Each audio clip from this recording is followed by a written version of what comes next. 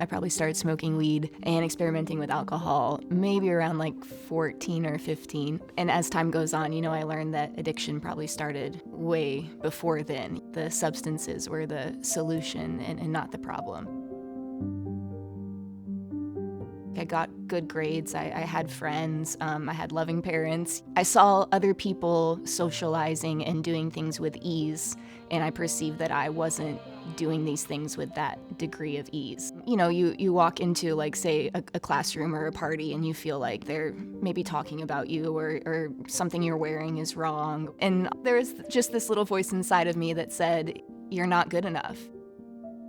We would see her off and on, but not real frequently. We had tried rehab multiple times and multiple years, and there were always relapses. Things would start to get really bad. I would think like, okay, I am going to be homeless, or I'm going to run out of money, or those things have already happened and I don't know where to go from here. So honestly, I would use it as a place just to like have food and a bed and a place to sleep and to just kind of figure things out, How am I going to drink and use successfully this time? And then one weekend, she had a particularly bad weekend that kind of prompted her to consider going back for treatment. I knew if she didn't, she wasn't gonna last, for very long. I was going crazy, not knowing what to do with my life or where to go from here, so I don't know, why not just try? So I spent 4 months in the inpatient portion of that treatment center. And this woman, she was a heroin addict. She actually flew down there to tell her story about her experience with addiction and yoga.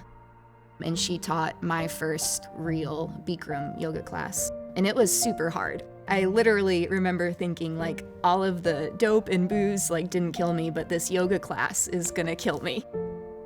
I still felt good afterwards. The best way I can describe it, I felt high, afterwards. I felt like I was on cloud 9. We were doing yoga twice a week, so I started to see I'm a little bit more calm. My mind is a little bit more still. I remember when they first said, like, look at yourself in the mirror, I would look at, like, my foot, I couldn't look directly at myself. It's almost like walking into a room and thinking that there's like something on your face or something wrong with you, but you just do it, and then you do it the next day and the next day and the next day. And we, of course, were very excited. She found something that she really enjoyed, which was fantastic.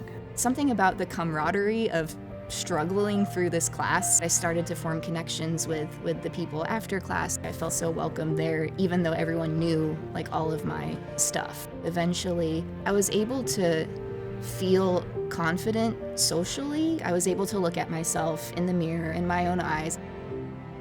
Something just kind of told me I belong. I just wanted to be closer to the yoga, and I wanted to be closer to these people. I made the decision to start teaching.